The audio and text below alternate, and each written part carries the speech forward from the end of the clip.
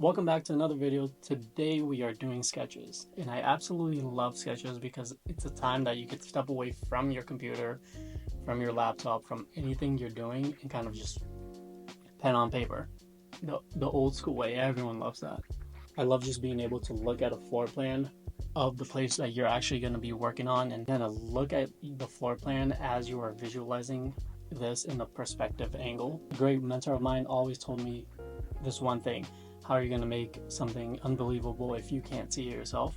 So I think that being able to put your vision on what a floor plan is into paper, into a perspective, is absolutely something very unique and not a lot of people do.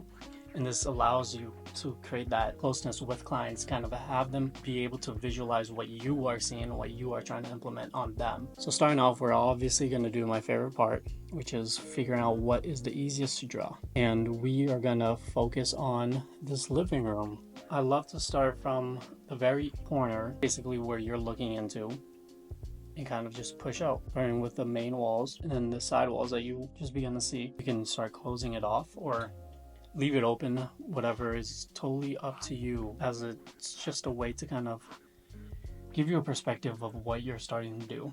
So I love starting with the two main walls that you're going to see. And throughout this entire process, I always keep in mind of the horizon line, where you're basically going to keep, where it's basically eye focus. Once you start working on it, start seeing perspective.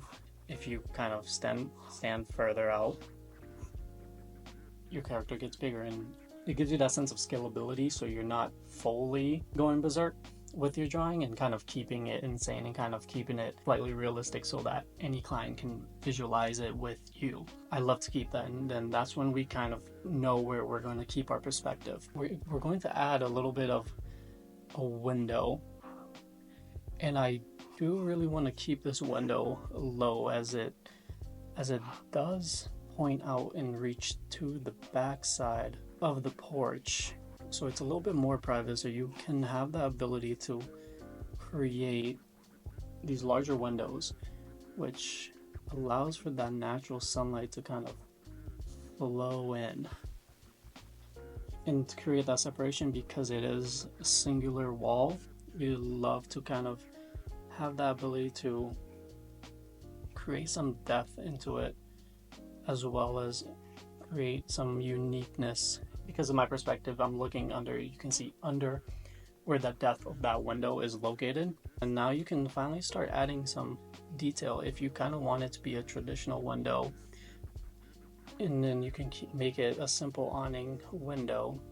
Totally fine, just to kind of grasp what you're actually working on. The head height of it is about 8 feet, which is a pretty decent height for what you're drawing. And then now we get to the right side, where a large fireplace. We'll flatten this out to allow a little bit more comfort with this fireplace as you're looking in. And then alongside it would be a perfect spot for some, keeping the same height. We'll do some built-in shelves that go nicely in. So now we're kind of starting to visualize and see what's going on in this space and what we kind of want to go for it.